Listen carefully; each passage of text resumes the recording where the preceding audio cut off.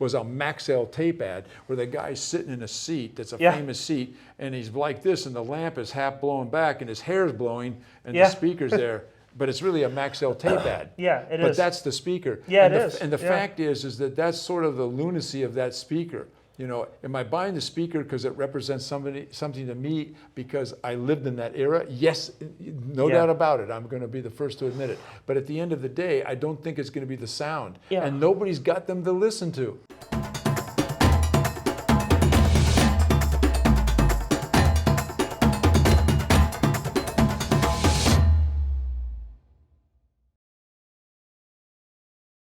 Hi, I'm Lee Scoggins. I'm with the Absolute Sound. We're here at the Source AV stereo dealership run by Jason Lord in Torrance, California, to sit down and talk with Mark Spitz, the Olympic swimming great who won 7 gold medals in the 1972 Munich Games. And Mark, do you want to kick things off by telling the audience how we met and how this all came about? First of all, I'm honored that we have a chance to sit down and talk, and we've done some talking quite a bit on the phone before this, beforehand, but this all came about because I had, quote, been an audiophile since, well, at least I thought I was, when I was about 14 years old, and I took a tremendous interest back in 1964 about putting together a stereo for what I could afford, you know, with my paper route, for an example. And wishful thinking, I progressed over the years, but I had been into it like full-fledged for a number of years, and then had, I think, the ultimate system back in the year 2000, and then sort of stepped away from it for about 20 years, and then I realized that I needed to kind of up my game here with getting some new equipment. It was getting, as they say, long in the tooth. So in inquiring about interconnects and piecing together pieces of equipment, I came into contact with Joe Profito, and he's just a marvelous guy. He introduced me to the Claris line and convinced me that I should talk to somebody here on the West Coast that I can deal with directly and get this visceral feeling about, you know, putting my hands and touching it, kind of a touchy-feel thing. So that's how I got introduced through Joe with Jason Lord. And of course, now we're sitting here in this beautiful facility. And meanwhile, Joe was having a dialogue with you while all of this is going on to find out where you guys were at. And we found out that you guys were interested in putting together these types of video, I guess, casual conversations about expressing, you know, who you're interviewing and how they got to become an audiophile or their interest in this industry. And so here we are today, right now. So I'm pleased for my phone call to Joe and being introduced to Claris, which I'm a proud owner of their interconnects, their Crimson line, which is incredible. And the whole loop, for an example, I've got the power cables, I've got the speaker cables, and of course the interconnects. And I, for the first time, went to balanced because my equipment was only single-ended at the time. And so I currently have Macintosh equipment, the MC 257, the 7-channel, and the MX 123A sound processor. I kind of wanted to keep those blue lights in the family. You know? But then I can explain the other equipment that I've had in the progression of having Macintosh stuff now. I had it once before, and I was very familiar with the Mark Levinson stuff, and you just name it. So that's why we're here now. Yeah. You know? So tell us about your journey. How did you get into audio? And you mentioned, I think you started around 1964 initially. And yeah. So I had a paper route as a 14-year-old, and I was starting my swimming career, and I saved up enough money that by the time I was 16 or 17, I went to a place in San Francisco because I lived up in Santa Clara, just south of San Francisco. I went to this high-end stereo place at the time, and I just fell in love with KLH speakers but my budget was basically a Scott receiver, and I ended up leaving with a Scott receiver. Can't remember the model number, it was too long ago, but KLH 17, Model 17 speakers, and I love those. As a matter of fact, I kept them in the family for years and passed them on to I have 2 younger sisters, and they each enjoyed them.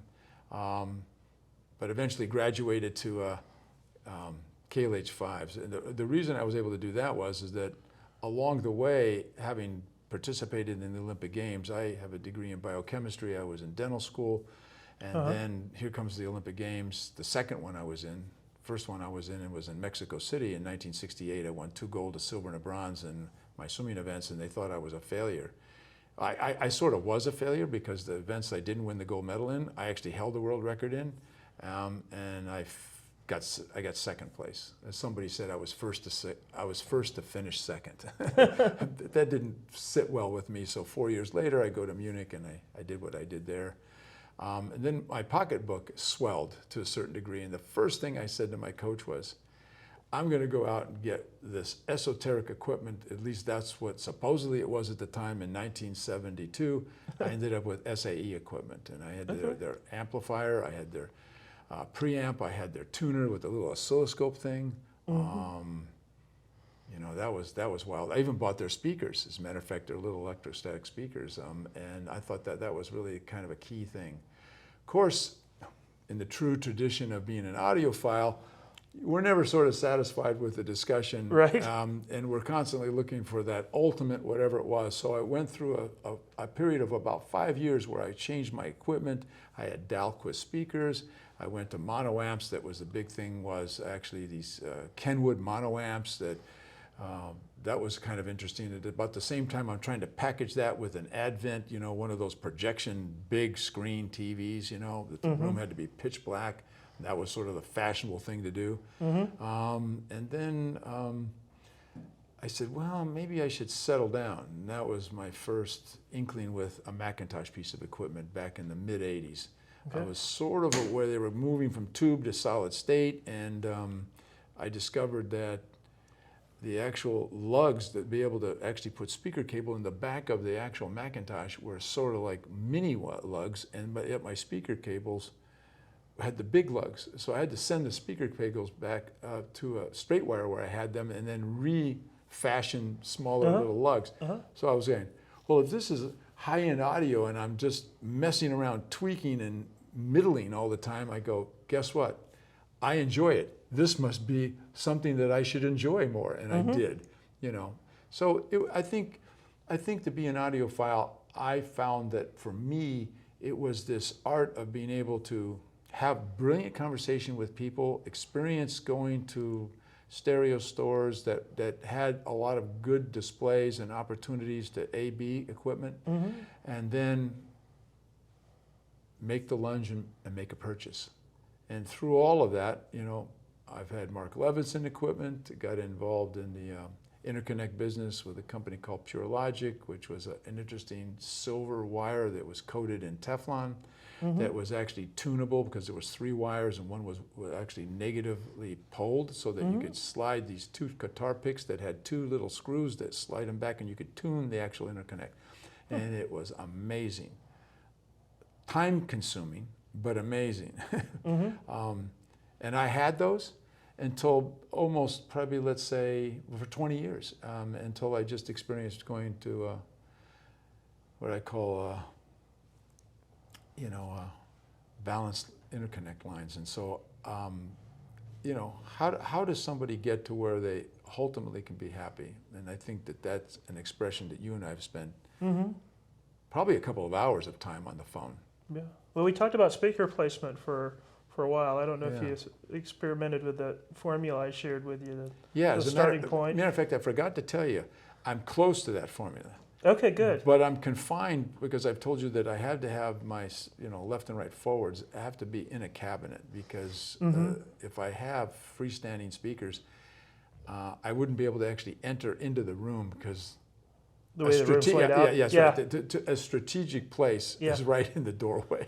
Yeah. You know, now that works fine once I get in there to do that, but that wasn't too practical for in a living environment. You know, that's a point that you and I have made before, because I think that the ultimate system for somebody is dependent on the tolerance of who you're living with and the environment of how you listen in the room. Does it become just a single... Room dimensions, room acoustics have a huge factor, as I found out in my own experiments back at the townhouse in Georgia. Yeah, it's very important. You know, and I think that all of that... I knew all along, back the early 2000s, about 20 years ago, Since I live in my own home and I can control the environment of what electrical circuitry I have in the house, I put in a circuit panel that has direct line circuits directly to the room that I have with my high-end stuff. I have actual hospital plugs, not hospital grade. When you say something that you got hospital grade, it means maybe it's a look-alike. No, they're actually plugs that are used in hospitals, in the actual operating rooms where they actually won't spark. You can actually get a real big, true binding, you know, on when you're attaching the AC line. And so it's a special circuit so that nothing else is draining and adding influence and interference with a bunch of hash and noise in the line. And I realized back then, 20 some odd years ago, that this was important. And I was probably one of the first, at least in my neighborhood, and probably the first to basically take the leap in power cordage that made such a big difference. And my experiment with that was just monumentally phenomenal. And I realized, you know, it was like when I swam, I had a great coach, and I had a great team. And I knew that I was on a great team because they had Olympians, and this guy had coached Olympians. And one guy that went to the Olympic Games won 4 gold medals in the Tokyo Olympic Games in the sport of swimming. And I actually competed and swam right next to him and trained right next to him.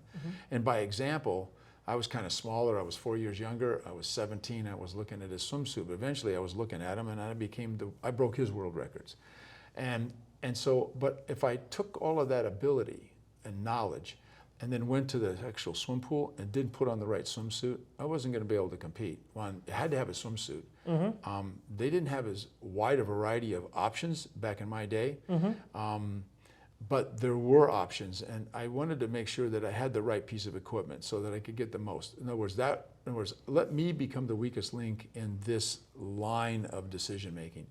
And I think when you put together a stereo system for whatever your budget is, you need to have one that doesn't have one general sitting on the side, which is an extremely expensive piece. And then component-wise, it won't complement the other items that you have.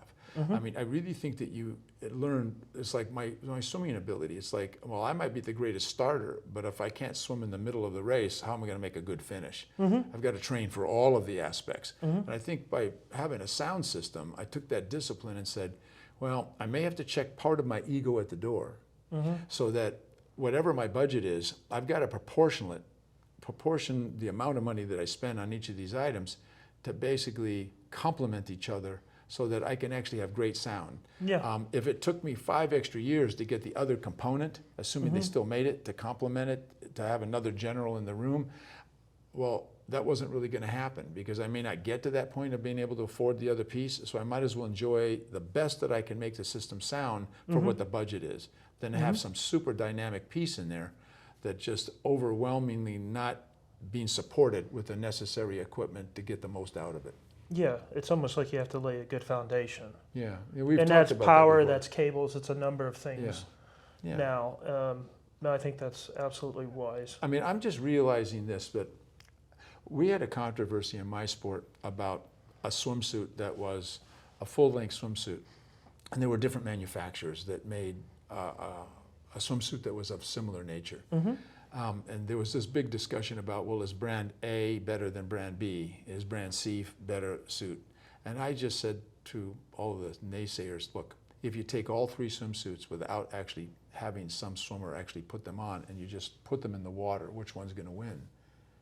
And they all came to the same conclusion. Well, but the swimsuit can't swim. The person has to actually don the actual garment and then swim. I said, they all do about the same. You know what I mean?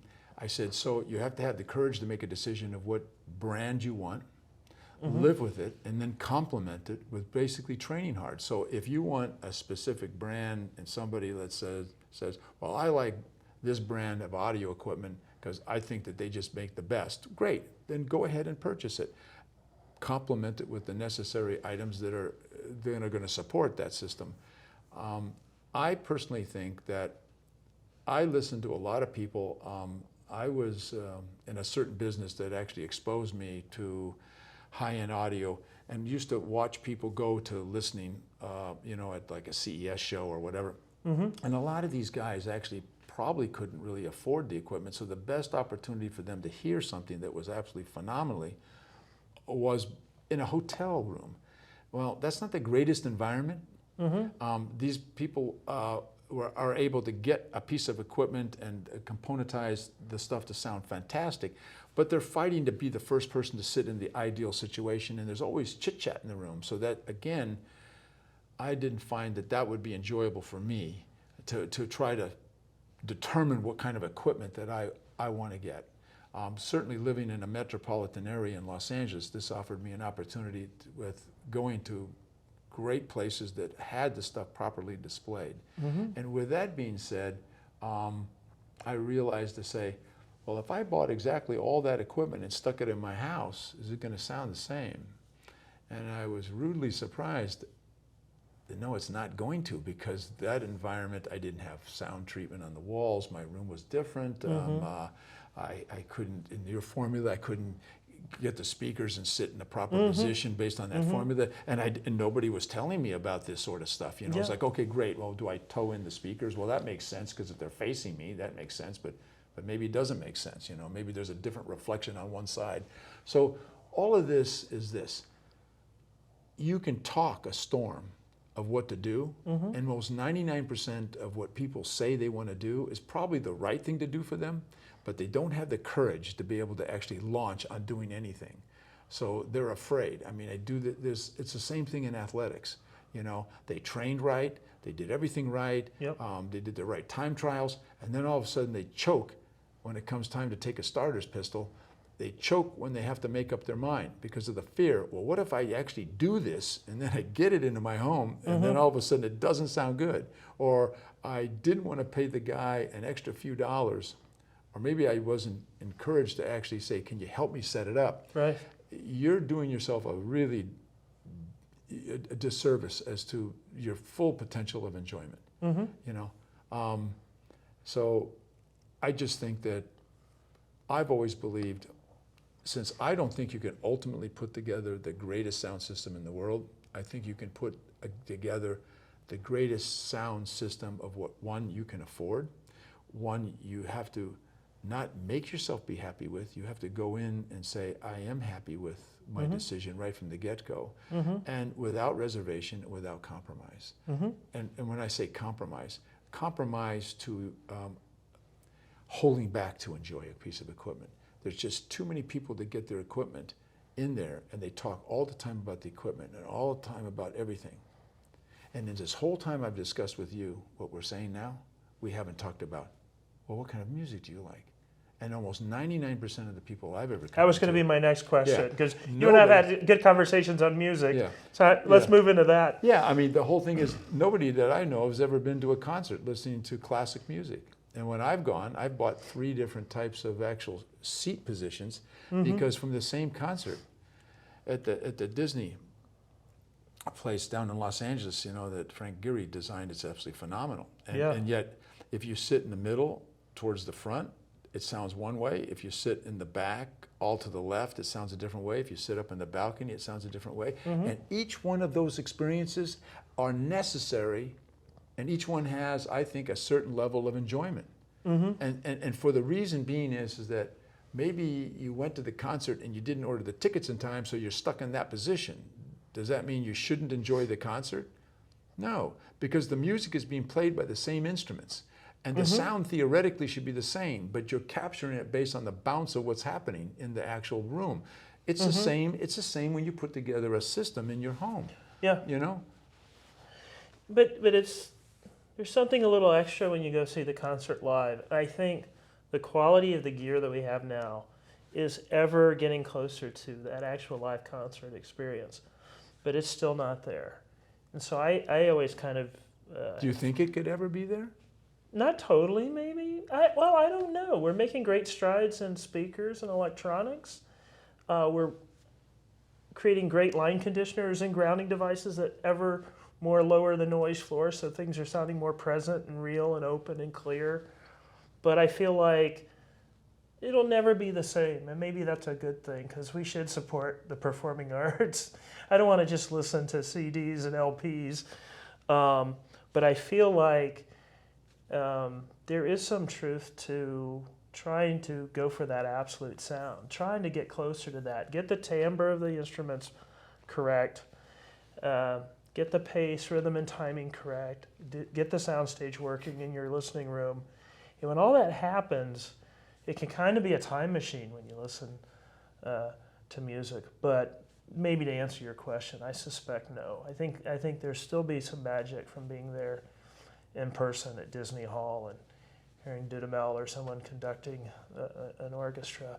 But tell me about your favorite artist. What are you listening to now? Well, what really gets you going? I mean, I like Beethoven, and I have the Fifth Symphony, and I have it basically with different conductors that have recorded it, and also one that was recorded with the instruments back in its day, which is kind of difficult to actually recreate those instruments, which sounds totally different in and of itself. That's another thing too. I mean, you're actually at the mercy of who did the recording, what kind of pickup equipment, what kind of microphones are they listening to? You know, what was the source that they were basically laying down? Was it, obviously there's a tape machine that's basically got so many different tracks, and then how it's re-engineered, and then how digitally you can actually remaster tapes. All of this leads to, okay, great, just make a decision. It's going to get better as we go and know more about how to do that, and the equipment is better. So therefore, a recording today is, you would imagine, have to be way better than a recording that was done back in the 50s. But there are some, stampings of records that are just absolutely phenomenal, back in the 50s and the 60s. I mean, and not just in classical and jazz. Yeah. Oh my God, there's so many amazing performances that we're getting these audiophile LP reissues that are just phenomenal from these 1958, era recordings and 60s, and the Blue Notes that Joe Harley and Kevin Gray and others are doing are just phenomenal. We were talking the other day, and I was saying, I have this Pride recording, I have the actual record, but I mean, you can just stream it, of Harry Belafonte at Carnegie Hall. He did the recording over 2 separate days. Yep. And then they combined, and he did the same performance twice. So they're obviously decided to pick what they thought was the best performance. I'm sure he had a lot to say about that. And I can tell what day the recording was, and I'll tell you why. Because on one of the days that he did the concert, there were a lot of people that had colds. And there was a lot of sneezing and coughing and rattling and wrestling. Now I have a sound system that actually can depict all of that information. And there's one scenario that every time, everybody's got a special bunch of passages that they listen to the AB equipment when they get to the house. One of them is the Jamaican Farewell that he sings, all in the first 30 seconds. Yep. And he's on a stool, and he moves on that stool and actually goes, and actually you can see the floor, you can feel the floor creak. Yeah. Now, why is that important? The distinction and the clarity of that creaking, to me, is an identifying factor of how actually transparent my system actually is attempting to try to be. Yeah. And if it's more muffled, then I'm missing information. Yeah. I mean, my biggest discovery now, having had power cables, for an example, and I know I'm reverting back to a conversation about equipment, is that this new Clarius stuff with their power cables unmuffled my Macintosh equipment. It was though I had a blanket muffling my voice like this that I didn't realize I would be able to discover. So I sort of thought to myself, all this equipment by itself, in my example about 2 swimsuits can't swim, the equipment you can't hear unless you connect it. Yeah. You connect it to speakers, you connect it to the power, you connect it between the components. It's like a system. Yeah, and to me, I really now feel that may become almost 50% of the decision that has to be made. Not necessarily 50% of your budget, but that decision has the biggest impact of what you're going to get out of the hardware choices that you've made. And then you can get into a whole other discussion about what kind of sources you're listening to and what kind of streaming devices you have and how accurate that is and that sort of thing. But I like classic music the most. I can't understand the layering effect of how these guys just in their right mind. But remember, they didn't have the internet. They didn't have anything. They didn't have television. Their source of entertainment was these brilliant people like Mozart and Beethoven, all these people writing music for all the different instruments. A gentleman that literally lives about 5 houses from me is John Williams. You know, a modern day guy that's similar with all these movie tracks that he writes and all of this sort of stuff, and it's mind-boggling. And I just saw a program on how he wrote this music for the Jurassic Park, and how he was creating drama in the music. And I mean, I find that fascinating on music, about how you can invoke people's emotion visually with music.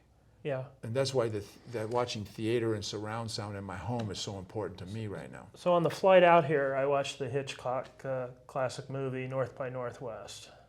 That was a Bernard Herrmann soundtrack. And it was amazing, and it so much adds to the movie. And John Williams does the same thing.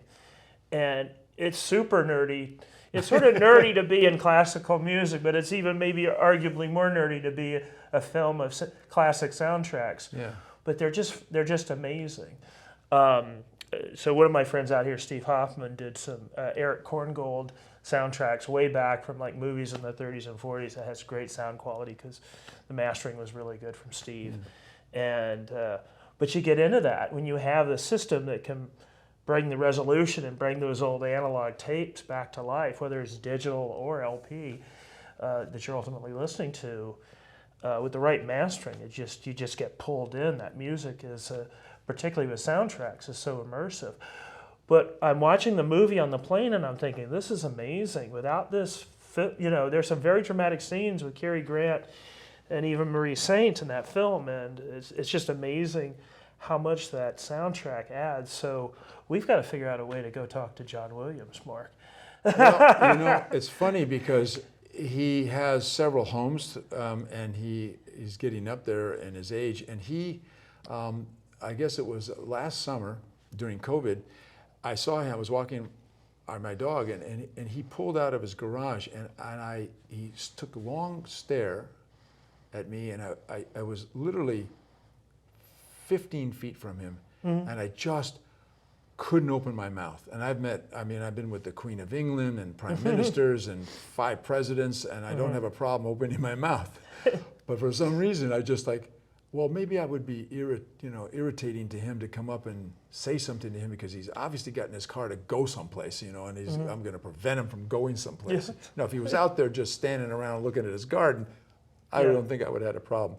So I've actually seen his not caretaker, but a house, what do you call it? Somebody that takes care of his house all the time. And we were talking, and my wife knows this gal, and I said, "Wow, I'd sure like to meet him." And she came back and told my wife, "Yeah, next time he comes in town, he'll come over to your house because he knows where you live." Well, but that hasn't happened yet. Yeah. But I do, Well, it's kind of got to be interesting to be in a neighborhood where you've got that level of talent just down the street. Well, there's a bunch of movie stars that lived in our neighborhood too, which I won't mention. And Ronald Reagan lived just on the other side of Sunset Boulevard. And then after he became president, and then when he wasn't president anymore, they had a house in Bel Air. And he used to walk in our neighborhood all the time.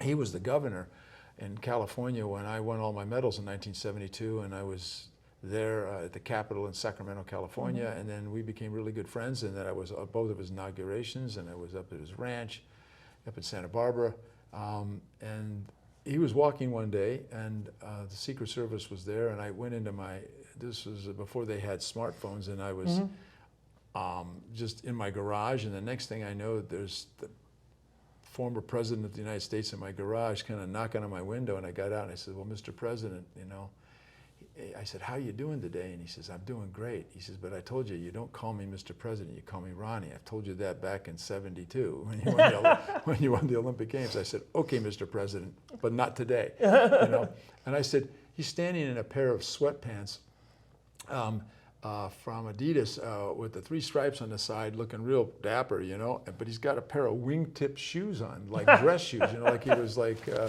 forgot to take them off and put sneakers on. And I said, "So, Mr. President, why do you have these shoes on?" He goes, "Well, it's like this. When my feet hurt, I know it's time to get back in the car and have these guys take me back to Nancy for lunch."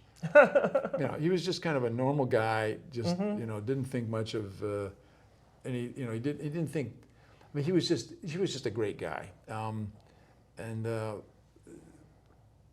I didn't ask him if he liked music. I never got into those discussions with him, but a lot of other discussions. But yeah, well, listen, back to music. I like all kinds of music. Yep. I appreciate all kinds of sounds. Having two sons, 40 and 30, I went through the rap era and this and that. And there's certain ones that I like listening to. Other people, it's a little bit. I don't understand a lot of it sometimes because they speak too fast. You know. So let me ask you a question. Let's say that, you know, a younger son of a good friend of yours is thinking about getting into high-end audio, or they've been over to your house, they've heard the Macintosh gear, and they go, oh, this is kind of interesting. What advice might you give a young audiophile that's sort of starting out? You touched on a few things earlier, but I'm just... I think initially somebody that is interested, I would ask that person, you know, do you have any particular type of audio equipment that seems to attract your interest? You know, are you interested in a receiver? That's certainly a very economic way to get into starting to, you know, build a system. We have so many kids these days just love vinyl. The vinyl thing's just taken off, and they've gotten their first turntable. Yeah, well, that's and the art of putting that together is just as complicated. That's what we're here to help. Yeah, hopefully translate that into simplified terms. Exactly. I would say that the best thing to do is go to some place where you can actually listen to equipment. Find a place that's got equipment that you think you are interested in. Be open-ended and open-minded. To listening to other brands of equipment. You may find that what you thought would sound good, you may be enlightened by something else that you get introduced to that sounds, maybe for the same budget, better to you. Yep. And always be willing to not close the door on getting exposed to anything.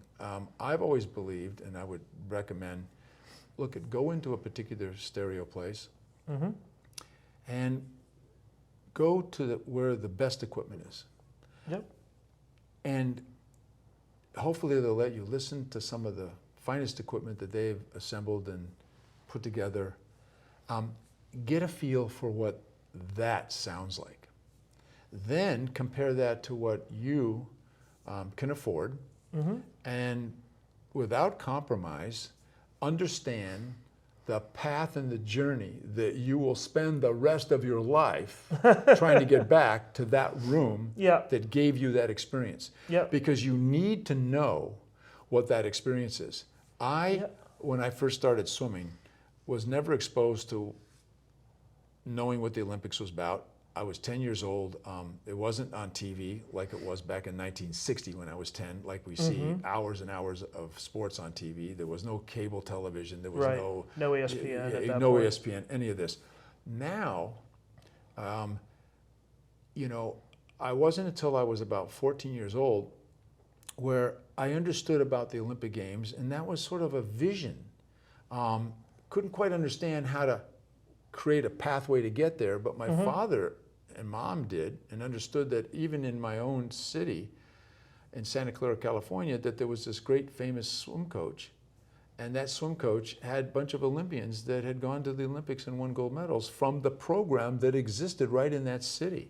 So I was lucky enough to be embraced by the younger kids program that would show me that I was playing along the freeway, so to speak, but I could see that freeway because those guys were getting in the pool, the champions that were Olympians when I got out. Eventually, I got old enough to make it into that pool at that same time, and misery loves company, and I just sort of experienced that way. So I think that in choosing a stereo piece of equipment or componentizing what you want is don't be afraid to go into a room that's got thousands of dollars of equipment that's displayed properly, because you should never deny yourself from the enjoyment of listening to that kind of pure sound. And then try to enjoy your selection, and you'll find that there'll be varying choices, I think, of equipment that you can put together. Like I did when my first piece of equipment was this Scott receiver, because I couldn't afford the Marantz, the one with the spindle wheel on there for the tuning of the. But the Scotts were great back in their day. A friend of mine in Atlanta hooked up a Scott receiver once to some Magnepan speakers I had, and I was actually surprised how good it sounded. Yeah, it was ancient too. So when I was in college, I got introduced to this one guy. I went to Indiana University, and there was this one guy actually in Bloomington that was an Altec Lansing dealer. But primarily they were known for their speakers. But they came out with a line of receivers, one called a 714 and a 7 something. I couldn't afford this. I could only afford the 714. And I had my KLH 17s with me in college. You know, I put them in my Mustang and drove them out there from California. And for some reason, the guy let me. He let me bring my speakers to him, and we played them, and it sounded great. So then I bought that receiver, and I had that for a while. And I passed that Model 17 and that Altec Lansing Model 714 down to my sister, and she loved it. And I don't know whether she's got it in the garage or whatever, because sometimes that equipment ends up, you know, collecting dust in somebody's back room somewhere. But I enjoyed that thoroughly at the time, you know. So I would just say, make a decision. Be able to reasonably afford. Don't go into debt. Not at a young age, anyway. Right. Eventually, you're going to think about that, you know. And it's always. I think owning a system is somewhat of a compromise. If you're single, you don't have to listen to anybody complaining about how loud you play it or where it's positioned in a room. So it's like dodgeball. You got to play that game and figure out what it is. Yeah. But be comfortable with your decision, and you know. Yeah, I think that's sage advice. Well, Mark, thank you for spending time with us to talk about audio. I feel like we could talk for 4 hours. But really appreciate your time and all the phone conversations we've had. Maybe I think what we might do now is listen to some stereo equipment and maybe get Mark's reaction to that. Charles, did that look good, by the way? That was wonderful. You know, by the way, I want to just mention something about when people look at equipment. There's all these specs, and they spend so much time storing specs and harmonic distortion and intermodular distortion and all that sort of stuff, and how much watts they have and all that stuff. And at the end of the day, the equipment today, audibly, our ears are not capable of hearing those differences because there's hardly any distortion. Yeah. And back in my day, that wasn't the case. So these things were really important. Yeah. You know what I mean? Really important, since we actually hooked up speakers with zipline, which was basically lamp cord. You know, the biggest decision was, do I get 16 gauge or I get 18 gauge, or do I get something that's 14 gauge and I can't bend the wire and it looks stupid? And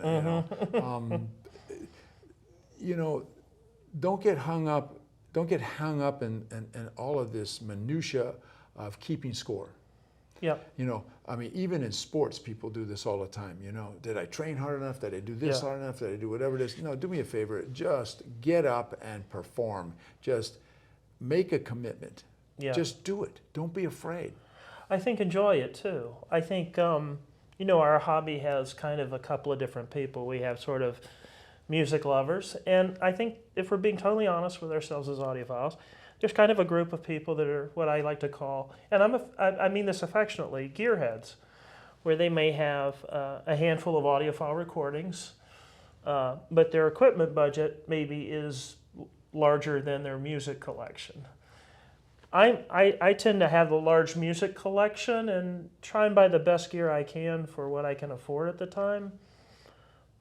But I think we should all enjoy it. I think you have to get off the merry-go-round and actually sit back and enjoy, listen to your classical music, and listen to your pop music, your classic rock, your jazz, your bluegrass, hip-hop, whatever it is, and enjoy it. I think sometimes we do get a little too hung up on the gear or trying to keep up with the Joneses and by the current DAC flavor of the month or the current record turntable of the month flavor. And I think it is, my view anyway, is that it should be more about recreating that illusion of a performance in your room and enjoying that. It's very healthy to enjoy that. I'm laughing because you bring up something I think that's very, very important. Back in the day before streaming, where for $5 you can end up with 40 million whatever titles you want to listen to, you know, it's just a push of taking your smartphone out and bringing it up on the screen and saying play.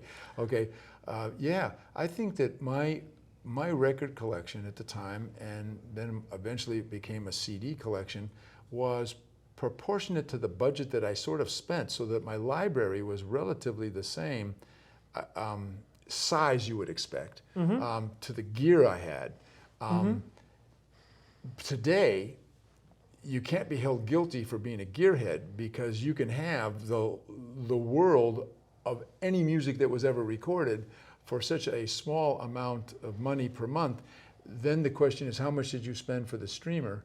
Then you become the gearhead to be able to place that piece of equipment in a position so that you can pick up that detail and then stream it to your system.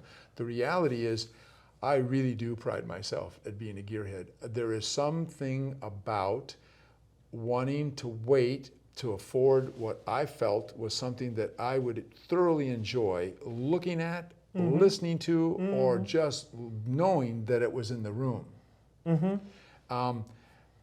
I finally came back to being a Macintosh owner, not because I wanted to throw my amp out of the window and say it survived because it'll still play, you know. They do look pretty tough, I have know, to say. I mean, Jason's got some pretty bulky amps. I think they did the sidewalk before they broke. In fact, exactly, they threw them out of the window. Exactly.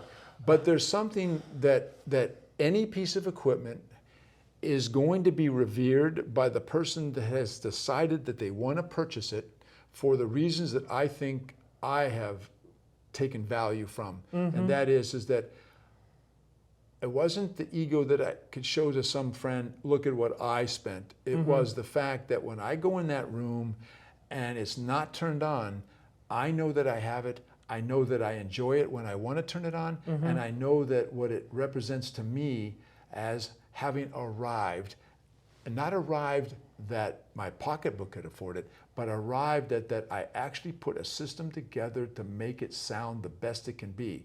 From not only the piece of equipment with the blue lights that I look at, but from the Clarius, for an example, interconnects, and the way I've hooked it up, and realizing that I had a chance to A/B that versus what I had, and I go, I am giving myself the privilege of actually unraveling and opening up my piece of equipment, all of my equipment for that matter, to get the most out of that equipment.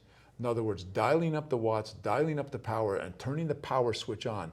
But even when it's off, I still get a tremendous enjoyment from that. And that to me is when you can get to that level of enjoying. Now I spend time listening to music, and I don't have to worry about that stuff that we just spent most of our time talking about the equipment. Because until to me, if all you do is enjoy the equipment, well, I'm not saying don't do that, but I just think that you will spend a lot of time, probably more frustrated than not, trying to enjoy being the gearhead guy, than to sit back and say, well, but aren't I judging that gear by listening to music?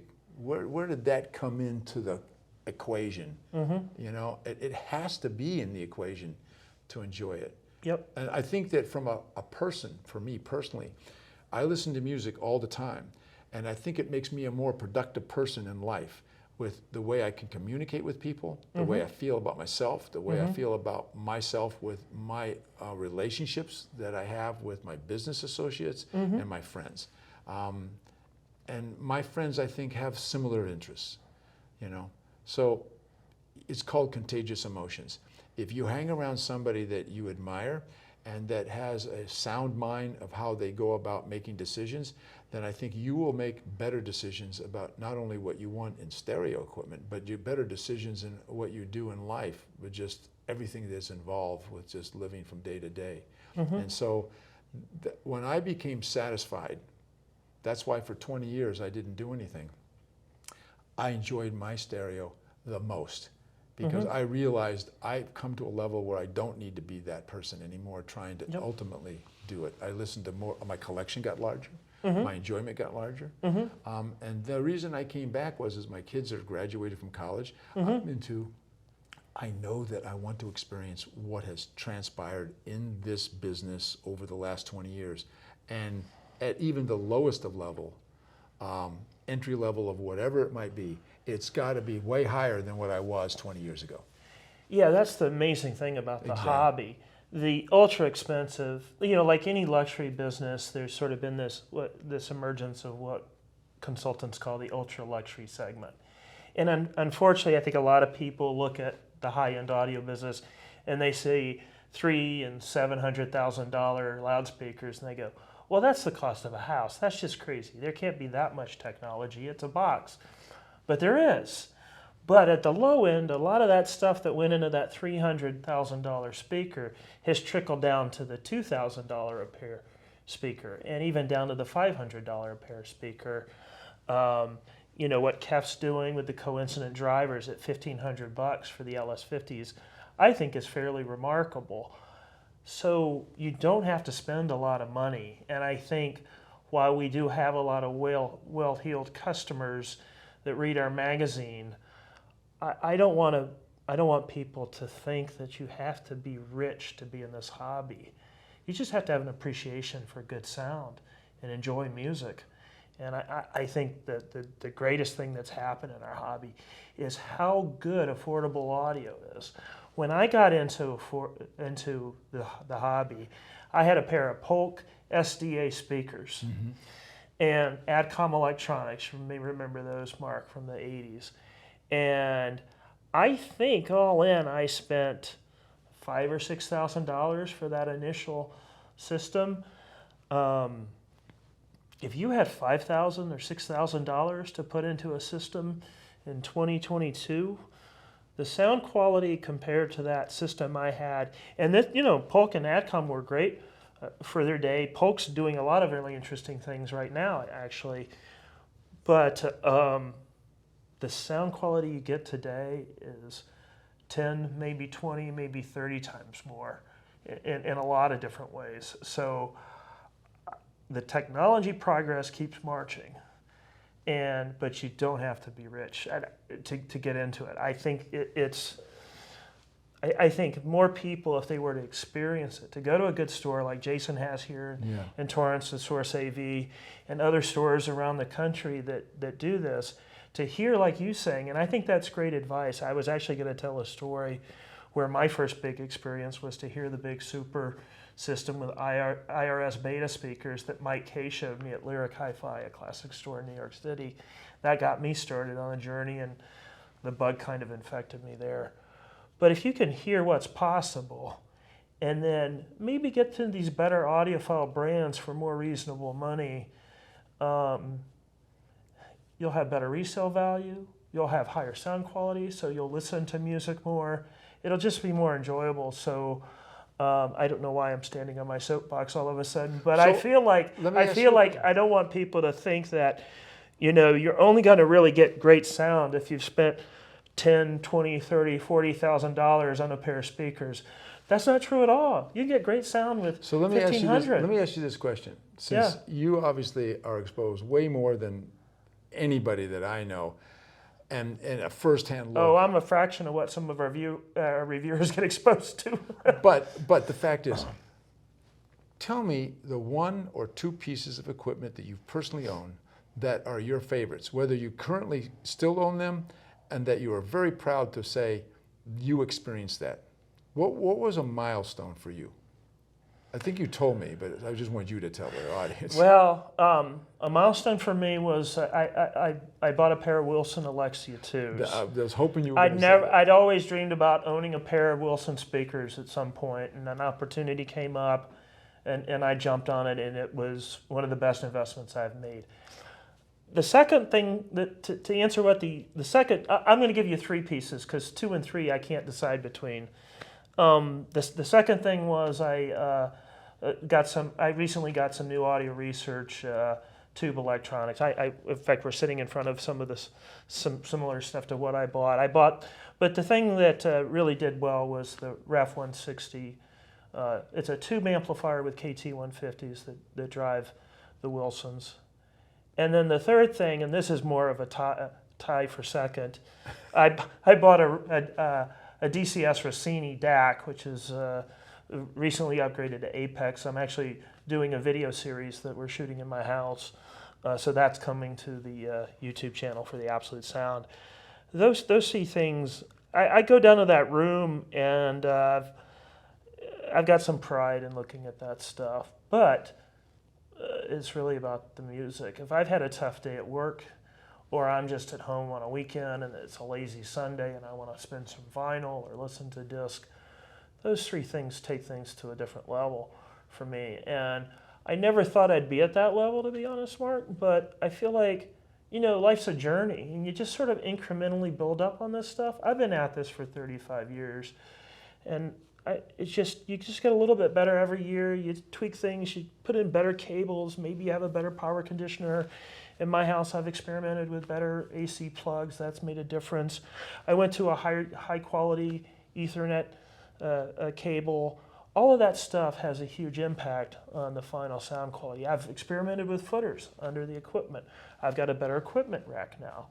I've tweaked the position.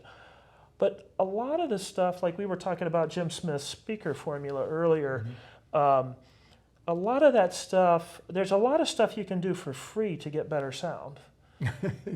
So my message would be, if you're thinking about, maybe if we're getting back to the question around what would you advise younger people or people just getting into the hobby at any age that just have, don't want to spend crazy kilobucks, I guess as some call it oligarch hi-fi. There are a lot of free things you can do. Get the speaker placement right, work on the room acoustics, and things just get so much better. So I think it's a really fascinating hobby. There's something new that comes out from a technology standpoint every year. And I kind of like it because I learn something every time. I sit down and I talk to you. Every time we have a phone call, and now we're in person, I learn something new about your experience and your journey. And I think part of the enjoyment of the hobby are crazy audiophiles like you and I and others getting together and trading stories about what did we do to the system and what did we notice, what was the effect on the sound from doing that, and what gear have we bought that works better and what gear didn't work out for us and why. Sometimes it's a flavor of ice cream thing. Some people are, I'm a mid-range hound. I very much believe mid-range is incredibly important. But I got a Wilson Audio Loki subwoofer, which I've got a review coming out on soon. And to improve the bass and to sort of put that bass foundation and that weight under the music has taken things to a different level. And I'm glad you said that because I have my rail with my carbon fiber drivers. The rails are fantastic. It's a fantastic product. And it really makes a difference. The thing that people don't understand about bass too is it's less about the bass and more about the space. When you have the subwoofer, the spatial cues get better. Well, what it does. Have you noticed that? That's amazing to me. It takes my left and right speaker and allows them the freedom without the weight of carrying, because of the crossover, that information. And we've placed it in a speaker that's way more capable of understanding and carrying that load in a much more fashionable way, which is also amped specifically to its demand. And to me, that was important. Yeah. That's why tower speakers are great, because if you get the right one, all of that's sort of like a one-stop shop theoretically. Yeah. But there isn't anybody that I know that has a tower speaker that would not want to experiment with the right woofer. Now, there are very few woofers that will be able to support certain tower speakers because they need to be able to actually do it properly with the crossover. And that's a whole other discussion, because I didn't want to get involved, played a little bit dumb about the technical part of the stuff that I know, because I think that that gets into what I don't like, which is I don't want to keep score, especially for somebody else to listen to what my score might be. Yeah. But it's funny, I asked you the question about the speaker, about what equipment you like. I would say that the three things or two things that I'm very proud of owning, which was LS35As, because somebody turned me on to them at the time, my Rogers. Well, the British speakers have amazing mid-range. I love the British speaker design. To me, I just love the idea. I still own them. They're not in any system at the moment, but I would never let them go. And the fact is that I learned something when CDs were becoming really sort of into their own, and there was a lot of pushback from, you know, records, and the analog part of the records always sounded better, and they did, but CDs were trying to make a push in the right direction. So there was one engineer that I fell upon, and he gave me this like a Sharpie pen that happened to be made by a company called Stedman, which is a German felt tip pen. And it was a particular type of a green that had to be exactly the right green because they made 3 different ones. He says, I want you to paint the outside of the CD with this material. It's just an ink, you know. It's not something you put on like that stuff that when you're typing, you remember, and you make they had some product that you painted the CD. The liquid paper type stuff. Yeah, they had something that was a green color that flaked off because the CD's spinning like mad inside. And he says, here's the reason you want to do it. I think it was called One Stop or something. Anyway, I said, here's the reason he says you want to do this. He says, most people don't most people don't understand this. When the laser hits the CD, it's hitting down on the CD. When it was actually a produced CD, it's a piece of mylar between actually 2 pieces of carbon, which is actually the plastic. Based on the type of plastic they have, there's a diffusion of the actual laser beam that goes down and hits that and sparkles all different directions. And it comes out the edges and also in the center. So what you want to do is you want to absorb that red light, and the best absorbing light is green. So if you paint that CD with this deal, you're going to hear a major difference. Everything's going to be way clearer. You're not going to have the sparking that's going with all this random laser light that's going back and forth and then bouncing back down on the CD, and that's being misread and interfering with the actual CD trying to hit it. And did you hear that when you did that treatment? Absolutely. Everything sounded way better. And to me, that was a $2 felt tip pen that made the difference of actually having equipment sound way better. It's almost the experience of what I had with getting new interconnect, for an example, or finally going with balance, for an example. And there are ways in which you can tweak systems, but guess what? I get excited about talking about it because it was a simple, inexpensive solution. Hospital plugs, you know. I'll give you an example. There's this guy named Norman Varney, AV Room Service, I think is his company. He makes these things, they look like ice cream sandwiches. They're like footers, but they're little squares where it's like a compressible fiber with like steel plates above and beyond, and then like little rubber, sort of like waffle cone type layer on top to keep them from moving around. You put those under a 2 preamp phono or line stage, magic happens. Because Norm is an acoustical engineer, and he built those things to, we should do a video with Norm. I think we shot one at Expona recently, so that's on our Facebook page. But it basically creates really wonderful acoustic isolation. And these things are super affordable, and they're effective. And, you know, there's stuff like that. There are any number of tweaks that you can do that make a real difference like that. Contact cleaners, there's all this sort of tweaks that really take the sound a little bit up, and they're cumulative. And by the time you get to the accumulation of everything, there's a major material significant, oh wow, I definitely hear the difference of that. But maybe there are 8 steps you went through to get there. And that's kind of a fun part of the hobby. There's always something you learn about. Hopefully, if our magazine and others does a good job, you know, we can, whenever there's something new, we can bring that to the fore. Another thing is record cleaners. We've gone to ultrasonic record cleaners. You can hear the difference. I just bought a degritter from a good friend of mine, and you can hear the difference when a record goes through an ultrasonic clean process. It's remarkable. You're like, well, I don't know, can you really hear that? But I've got one of these Lyra cartridges that has great resolution. And you clean that record, the before and after it's been through the degritter, the sound quality takes another step forward. There are probably 36 products I could mention. I'm not trying to create a commercial here, but just to underscore your point, there are all these cool things going on in the hobby, and it's just like a giant onion. You're just peeling back one more layer at the time as you get deeper and deeper into it. So I think people that are like lifelong learners, or they're more analytical people, which I definitely fall into that category, it's pretty rewarding. And so I think as people get into the hobby and they start experimenting, it's a little bit like a science lab. There's always something new to try. And some things aren't going to work.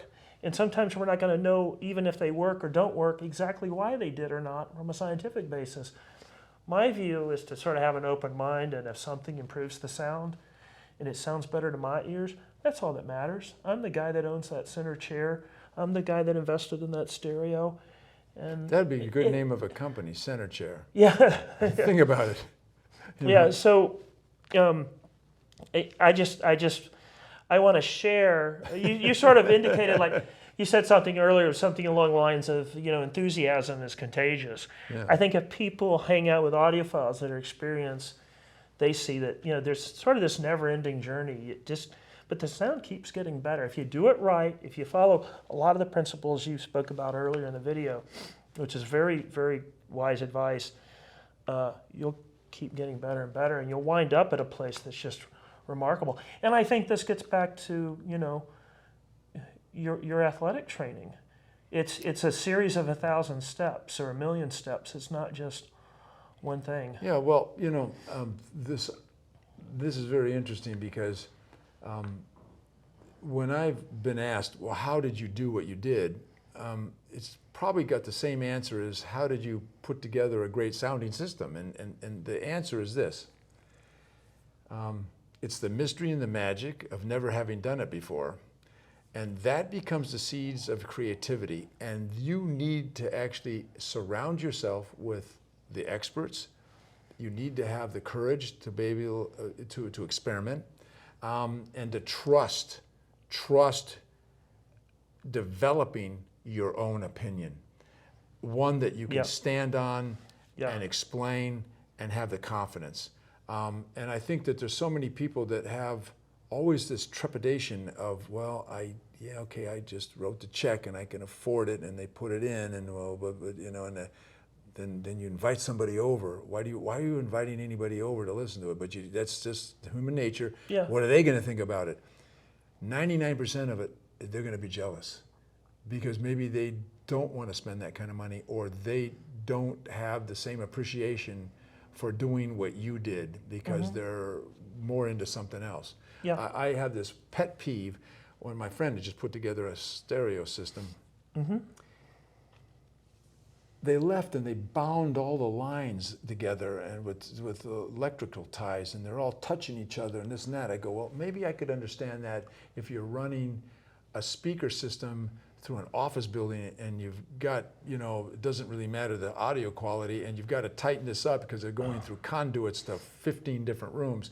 I mean, but for gosh sake, it's only in just the room alone. Yeah. And so when I actually redid all my interconnect, I went and redid all of the holes that I have inside of the cabinetry, so where the looms of things that I have they may run parallel, but they're nowhere near each other. And then when they make, and then it's just timed perfectly, like I guess a roller coaster, that they make a dive down and go straight into the binding post, but they're not interfering or touching or anything near where my balance cables are that came out the bottom and went this way. So it took a long time to figure out how to do it so that the lines were, and I actually wrote it down and I drew it on a piece of paper.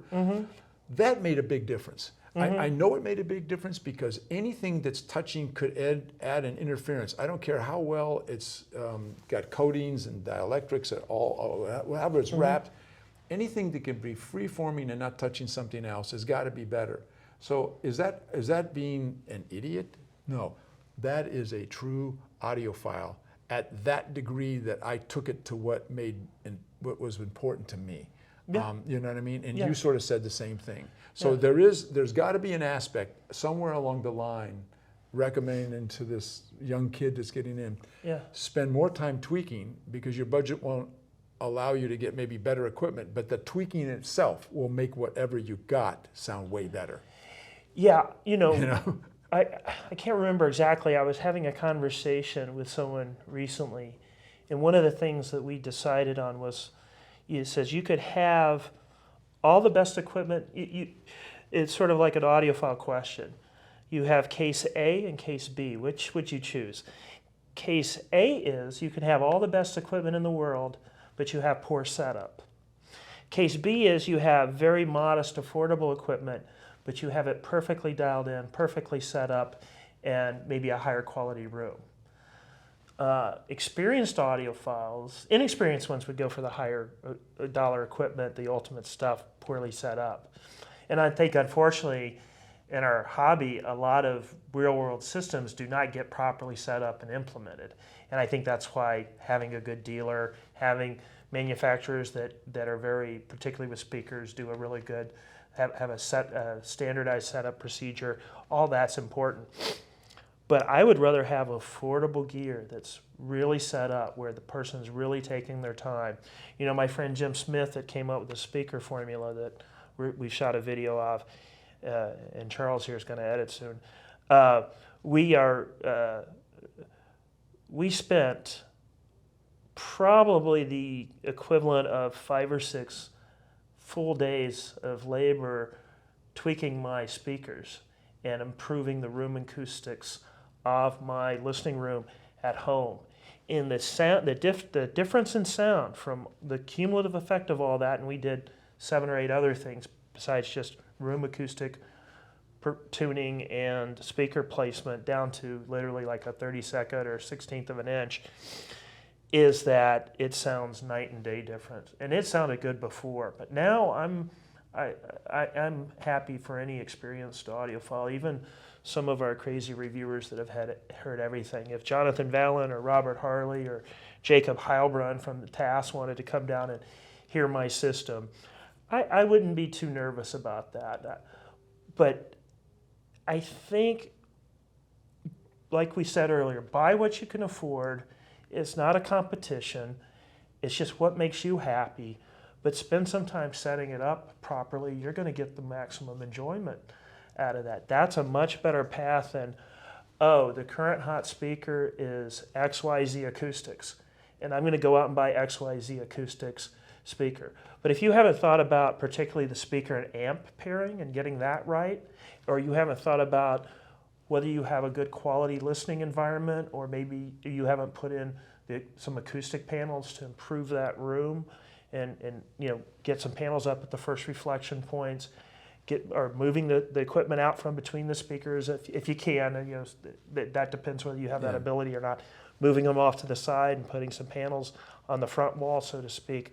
Until you do stuff like that, you may not be hearing but like 50% of what your your speakers that you've invested in, or your system that you've invested in, is even capable of. So I think for me, all this stuff is important. When I worked in Pro Audio, Mark, there was a saying among the engineers that I think had done a lot of audiophile recordings. I think there was, it comes down to quality of microphones, where you place the mics, whether the mixing board is good, how much you use the mixing board maybe in some cases. And all that stuff matters.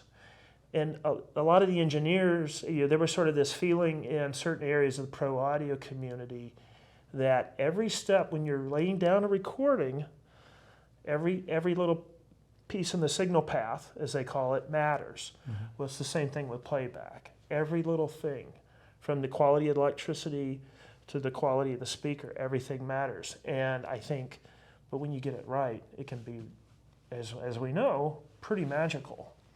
Guess what?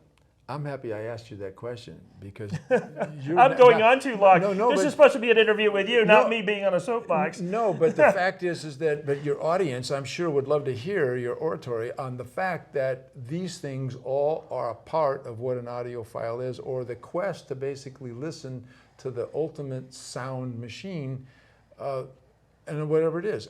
I pose just this last question. If you were taken into we're in a beautiful room now, but we were blindfolded, so we have no idea what the equipment is. Yep. And then we're taken into another room, set up exactly the same way with the same kind of like treatments and whatever, or with a different system that may have been, let's say, half the cost. Yep. So you have no visceral experience of what you're looking at. You only can hear the difference. What do you think the likelihood is the ability of somebody to be able to hear the difference between the two systems and pick the one that was the most expensive? Now let me qualify this. We're talking about a system that might be a $60,000 system and a system that's $30,000. So we're talking about super upper end systems. And I personally would think it would be more difficult to distinguish those two rooms. I think it would be easier to distinguish the two rooms if there was a $30,000 system and there was a $5,000 system. Because it's like diminishing returns, because you can keep spending way more money, but the increment amount, if you can't visually see it, you're not understanding what you're... I don't think your brain can... I think just listening only without being able to see the equipment and your environment is going to be a little bit inhibiting you to distinguish between the two systems. Yeah, I think if you... Furthermore, if let's say you had 4 systems, one was 1,000, one was 5, one was 10, one was 30. As you go up in price, there might be smaller differences. But what I have found recently is that, particularly with speakers and maybe even some cables even, it's hard to say that the diminishing... I guess, let me back up. I've been thinking a lot about this law of diminishing returns. I think on one hand, it's true. But what I've learned as I've gotten into the more expensive stuff is that the gaps are still pretty significant. So while they may be smaller, they're still significant enough that if you have that $30,000 speaker and you go to the $60,000 speaker, there's enough of a gap there, you're still getting good value. Now, if you go to a $135,000 speaker, you're getting more value still. But I think there are diminishing returns. The problem is that you have to figure out where you are on that scale. Yeah. That's the important thing. Where are you? What can you afford? Not a lot of people can afford $135,000 speakers. But if you've got... And part of that is speakers is in furniture making too. So I mean there's a yeah. so Well, some of the cabinet technologies have gotten insane. Yeah. If you look at what, like, say, Magico and Wilson do on their cabinets, and what Sonus Faber does on some of their upper end models, the cabinet alone is impressive in terms of what they're actually doing and how they're manufacturing that. We've seen recently the M9 Magicos and this idea that Alon's doing with the honeycomb structure to make everything even stiffer. There's just amazing technology, or the Wilson V material in the XVX Chronosonic and the Alex V. So I guess my answer to that is... What is your answer? This is sort of confused you at this point. You mean you actually have an answer? Give it to I me. might have an answer. So my thing is, yes, there probably are diminishing returns because that seems to be a law, but I think it's maybe not proper to just say someone that... I'll give you a very concrete example. If you have a $10,000 DAC, that's a lot of money. $10,000 after cash, at least in my view of the world. I'm just speaking from Lee Scoggins' personal view. That's a chunk of after-tax earnings. They're amazing $10,000 D-Day converters right now, really amazing ones. But I got to tell you, Mark, because I've been there, I've just done this recently. I bought a $30,000 or nearly $30,000 DAC. It's the craziest thing I've done. You know what? It may turn out to be my best investment. It is amazing. The Rossini Apex, which I'm reviewing on video right now, I'm almost done. The difference between that thing and the $10,000 DAC is vast. So I get a little nervous about diminishing returns because I don't want people to think, I don't want them to use that as an excuse if they've got the money and it makes financial sense to just sort of top out at that $10,000 DAC. That $30,000 DAC does bring something to the table. So I know these are crazy amounts of money, so I'm conscious of that, but I get a little nervous around that. I'm just going to be honest with you. But I think you're right. I think you're not going to have maybe 3x the performance as you go from 10K to 30K. But if you listen to a lot of digital like I do, and I use Qobuz and Tidal quite a bit in streaming, and I have a very large 6,000 CD collection, and a lot of it's SACDs and DVD audio disc, for me, that was a worthwhile investment.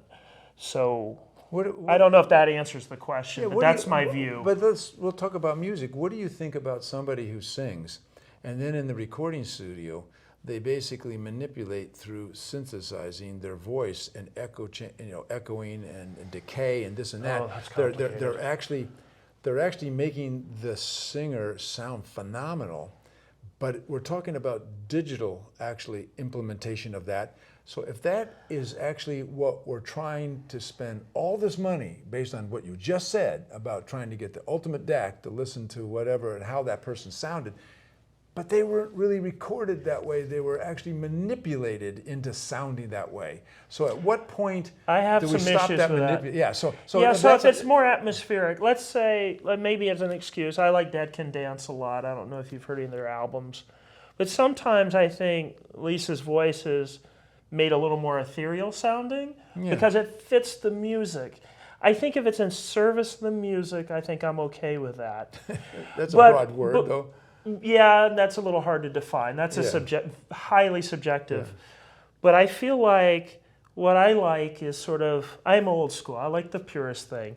You know, we recorded Rebecca Pigeon singing, this was an audiophile warhorse in the 90s. At Chesky Records, when I was there, they recorded Rebecca Pigeon singing Spanish Harlem. And it's a beautiful song, and her voice is beautiful. And that was a very purist microphone. Another example is Chad Kassem's Analog Productions came out with an LP of Dean Martin, Dream with Dean. And it really captures his voice really well. It's a 45 RPM LP. And it's one of my highly rotated heavy rotation demo disc at my house if you were to come over. Because the vocal reproduction is so amazing on a good system. I like that. I like natural sounding stuff. I'm a Frank Sinatra fan. I have a lot of Sinatra recordings. I like hearing Frank's voice. You could tell when it's well recorded, and I think, Sinatra used his own microphone. It's a famous microphone they have at Capitol Studios here in Hollywood, and I'd love to get a tour of that place, by the way. I need to talk to some people while I'm out here. But anyway, I think I'm more of a purist. I like just hearing a natural voice. For me, it just feels more real. It's more genuine. It's more authentic. So, but I can see examples, particularly in more electronic, more atmospheric music, where some manipulation might be okay. I'm from the old school sort of live to 2-track recording where you've got 2 microphones or ROTF. I do classical recordings in Atlanta, or used to pretty frequently, of the Atlanta Symphony folks moonlighting in string quartets. And when you get that purist microphone set up and you're just doing it live to 2-track, you're using good audiophile microphone cables, the sound quality can be really spectacular. And it's more about how to position the mics. That's the art of those recordings. I get a little nervous when you've got different musicians coming in and laying down tracks, and then the recording engineer is mixing all those tracks in on a giant mixing board. Yeah. The mixing boards have gotten to be more transparent, but you're still floating that signal path over more circuits than fewer circuits. And that does take a toll with sonic degradation. Although with some brands I hear very minimal But I feel like when you've got all the performers in the room, much like Rudy Van Gelder did when he had 4 or 5 jazz musicians in in his parents' living room and then later in Van Gelder studios, there's something about the interplay between people, particularly in jazz, but also in classical and pop, when everybody's kind of grooving in, and they're kind of locked in. That's when the magic happens. That's when you, as a listener, you can kind of hear the band playing real tightly. I like that. I don't like the heavily processed stuff. I love it when I'm listening to somebody play the guitar, and as the session gets longer, you can hear their fatigue where they're actually sliding their hands, and you can hear their zzz, you know what I mean? Zzz, they're moving their hands on the frets, and or they're taking a. You can hear that. I find it fascinating to get a recording to basically not have that drowned it out. And to me, I just find it fascinating. It's almost like really being there, because that is a human being. They have to take a breath. Yeah. They're moving an instrument. They're playing that instrument, and that's a part of really life. To me, that's my enjoyment out of listening to somebody might think that that's not a great recording, but to me, I think that's a great recording, because that's, to me, would be like a live performance. It comes, I hear it, and you can't deny it. Yeah. And it's gone. You know what I mean? Yeah. And I find that, to me, I finally have a system that I can hear that sort of stuff. You know what I mean? Yeah, I think when you hear that resolution,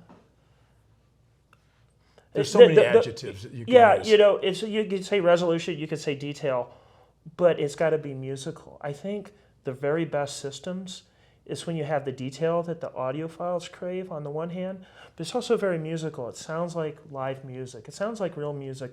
When you play a guitar or a Stradivarius violin, it sounds like, the violin is a rosiny instrument. I've recorded a lot of violins in my day. There's a certain sound to it. When that is right, it's very musical, and it's got a very sweet tone. I personally think ideally you want high-res digital for something like that over 1644. But when all that comes together, there's just magic. You forget about the gear. You forget about what speakers you have, what cables you got, what electronics you have. All that audiophile stuff just kind of fades away, and you're just marveling at the musical performance. I think that's when you cease, even if you are a gearhead, when you cease being a gearhead because the music is so involving and it's so immersive, that's when you know you've got something. And it sounds like that's what you have at home. Yeah, I mean, there's a time to train, and there's a time to perform. Yeah. So the time to train is the process of getting your gear put together, sorted out, pieced together, tweaking it, this and that. But in the true essence of why did you do that, then the time to perform is to listen to the performance and to sit back and say, boy, I really enjoyed listening to music for the last hour and a half. It took me someplace. Yeah. And we need to be taken someplace. Yeah. Because our life is so cluttered with just 4-minute sound bites that are just constantly just being thrown at us. So a presence of being relaxed, it's therapeutic. It is. And to me, that is the bottom line, Yeah, there's a health aspect to this. Our owner, Tom Martin, and I talk a lot about there's sort of a health aspect to just, it relieves stress. It provably relieves stress. There is so much information coming at us. We're never disconnected. We have our phone, our supercomputer phones now in our pockets, and it's just good to put down the phone, not do anything, not take calls, not look at the text messages, just make it all fade away. I have another hobby, and there's an analogy, and I can't, I'm too much of a car guy not to bring this up, but we have this driving club, and it's where a bunch of us kind of go and we race our cars around the circuit at Road Atlanta, which is an extremely difficult course with a lot of S-curves, a very a famous turn 10A where it's almost like a 90-degree angle and another 90-degree angle to the right. And it's so intense to be on that course driving, you literally can't think about anything else because you're so focused on getting around that circuit safely and at as high a speed as possible, so your lap time is as low as it can be, just for personal, whether you measure yourself up personally or you have other friends in the club and you want to at least be, in their general area for lap times. It's just, like there's an athletic estimate. It's physically demanding too, but it's very mentally demanding. But the good thing about it is when I go out to that track, I'm not thinking about anything else as I'm going around that crazy circuit in Brazelton, Georgia. Audio is the same thing. When I get in that comfortable center chair I have in my listening room and I got everything working, I've gotten off the merry-go-round, I'm not thinking about, I need to get a better CD player, I need a better turntable, I got to upgrade the cartridge. I'm not sure if those are exactly the right cables, and boy, it would be cool if I had those better electrical outlets. I'm not thinking about any of that. I'm just thinking that's an amazing performance, whether I'm listening to Van Morrison, Frank Sinatra, or Hank Mobley, or Gustave Dudamel. I am just kind of focused on that music, and I'm not thinking about anything else. And that's got to be psychologically a good thing for humans, particularly in this era of information overload that we have. Well, I mean, I'm just happy that my system is such that my wife and I, because of COVID, listen to a lot of music, but we also watch a lot of movies. For an example, like Netflix will be, you can power watch something, so you can watch, 8 episodes of something, nonstop. I think I did that with Ozark.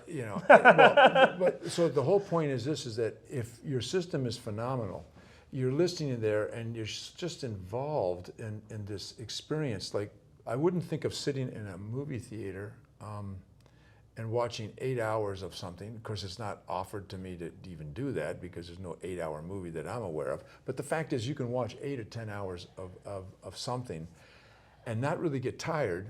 It's not fatiguing if the sound is perfect. A lot of things, of course, we get into the discussion about whether it was recorded properly, but a lot of these types of productions that spend a lot of time on the way they package their music and the sound effects, and it's so enjoyable. We've had friends that have come over and go, I never realized how much I like watching TV, and I only like it watching it in your home. And I go, well, why do you think that is? I said, we have the same size TV. 75-inch Sony TV. Yeah. Why do you think you'll enjoy it? He says, you have a bigger center channel speaker than I do. You have better system than I do. You have set it up properly. And the sound is so phenomenal that I spend more time watching the movie or watching the series than what is fatiguing to me to watch in my home. And part of it is the distortion and everything else that they're experiencing. And so, again, is being an audiophile has a lot of more aspect than just being a gearhead or a tweak nut. You know what I mean? Yeah, exactly. It has to do with, ultimately, hopefully, you can sit back and enjoy what you've created. I mean, I created what I spent to try to get to where what I think I have is enjoyable to me. And I can say it honestly is enjoyable to me. I think there's just too many people that can't, I don't think they experience what or you. I don't know if a lot of people can get there. I don't know why. Doesn't matter what your pocketbook is. Like Elon Musk, I don't think could ever get there. No matter how much. In other words, if he wanted to be an audiophile, I mean, into the extent that he wants to spend money on something, and money is obviously not an object to him that's going to hold him back, do you think he could be happy with, quote, an ultimate system? Maybe not. Maybe not. And especially if he didn't invest the money in a proper setup, or he didn't find a dealer that would properly set everything up and dial it in, he won't hear even if he bought the very best speakers and electronics, he wouldn't hear what those are capable of. So I'll keep this a secret, but just ask Jason about the Elon Musk story. Okay, I will. And I think and that's quite amazing. We probably should interview Jason, actually. I thought you were. Yeah, no, I think he's up next. Yeah. Have we got enough footage, you think? We're an hour and a half in. Man. Oh my God, we're just rolling. This is like one of our phone calls. We can't shut up. We got 2 talkers on the phone. Yeah. Well, I think we covered some really good ground here, though. Yeah, I think there's this information that you could package together. You could make, 5 10-minute shows if you needed to. You know, whatever. Well, that would be because I don't know if you could hold an the audience long enough, but I think there's some very interesting situations here because to be honest with you, if we're not talking to the audience that understands what we said, then they're not listening to us more than 5 minutes anyway. If they're listening to us, then aren't we actually jumping across like a frog across the lily pads, to stay afloat, saying, oh, that sounds like me. Oh my God, I experienced it. Oh my God, he's talking to me. Oh, he had that too? Oh, he suffered like I did? Yeah. Oh my God, he made a mistake like I did? Yeah. Right? Oh man, I made a lot of mistakes. We probably should have videoed all the mistakes I did building my system. I'm at a pretty high place now, but man, they were many mistakes. My reach speaker was Wilson Watt puppies, I mean, but it just wasn't going to happen. In part because of my restriction of it had to be in a room. In the cabinet, yeah. It had to be in a cabinet.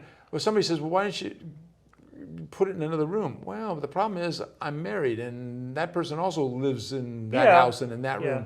And my living room is like from all the things I've collected around the world, it's sort of like a gift shop, God forbid I move something different in the cabinet over there or whatever. To be honest with you, because I know I at one time had speakers in the living room, which was the other set of LS35As, and I know that although it was zip cord back then, back in the 70s, I know that it would be acceptable to my wife to put another set of speakers in there, and I've been thinking about going vintage retro and getting the speakers that I never had, which was the L100, but the special 75-year version, because they have a different crossover. Yeah. And all I think of is that I think I would be making a mistake because it's. I like the ones with the orange foam that look like little cubes. Yeah. Well, like a zillion cubes. Yeah. Well, they make. This is before your time, Charles, but it's like really. And then you can get them in really 70s. Ugly blue or the orange. Yeah. Which is cool. Or I like the brown. orange though. Orange for me is. But they have a 75-year anniversary version where they only made 200 of them. It gets shipped in a big container. Oh, I haven't seen those. Well, because when you take the actual frame where that foam is off, it's usually black. Theirs is all wood laminated to match the sides, and it's special, but the crossover is different, and it actually supposedly is a better speaker. I was thinking of getting it because it would just be unique. And there are around still available. Those speakers are a little warm sounding though, just like we talked about on the phone. They're a little warm sounding. I don't think they're going to be they're not going to be as clear to me and precise and detailed in a musical sense. They're going to be more oriented towards the way the speaker was originally designed. And back in the 70s, the greatest reason that speaker was great was a Maxell tape ad where the guy's sitting in a seat that's a famous seat, and he's like this, and the lamp is half blowing back, and his hair's blowing, and the speaker's there. But it's really a Maxell tape ad. Yeah, it is. But that's the speaker. Yeah, it is. And the fact is that that's sort of the lunacy of that speaker. Am I buying the speaker because it represents something to me because I lived in that era? Yes, no doubt about it. I'm going to be the first to admit it. But at the end of the day, I don't think it's going to be the sound. Yeah. And nobody's got them to listen to, at least hooked up to a system like I want. Yeah, it's interesting you bring those speakers because I have a friend that's in your age group, and he bought them because it was a speaker that he had when he listened to classic rock back in the day. And he just wanted to have a pair for one of his upstairs offices, just so he could listen to that and get that. Is he disappointed? Relive that 70s, classic rock sound. I don't think he bought the 75th anniversary one, although he might have. I'll have to ask him. But that was a really. Is he happy with them? He's happy with them. He's like, look, I'm an audiophile. These are not the clearest and most neutral speakers, but I didn't buy them for that. I bought them because I wanted to hear classic rock over classic 70s speakers, and he liked it. The only reason I want to actually set that room up with 2 speakers is because the room is quite large, and I have a couch, just like we're sitting in now, that would provide me 2-channel listening, and I can design the system to where it's feeding off my Macintosh stuff, where it's a dedicated 2-speaker listening room. But if I do that, then those speakers, which aren't as expensive as probably what I would probably really ultimately like to have, is a much more expensive tower speaker there that would be more, quote, audiophile listening. My problem at my age is that when you start listening critically in an audiophile sense, it can be exhausting. Because am I listening because I'm trying to get new equipment, or am I listening to nuances? Most of the enjoyment that I get from music today is almost like music, like an elevator. In other words, I do my thinking, I do my reading, and I do a lot of things surrounded by that noise. And I wanted to, and I know that the noise sounds great. But to specifically go and sit down and say, no, I'm just going to sit here. I'm going to be fidgety with what am I going to listen to, what am I going to listen to, what am I going to listen to. And then I want to play it at a level that nobody in the house other than my listening level will enjoy. Yeah. And therefore, I've sort of terminated that thought for a while. Yep. Understand. Anyway. Well, that was great.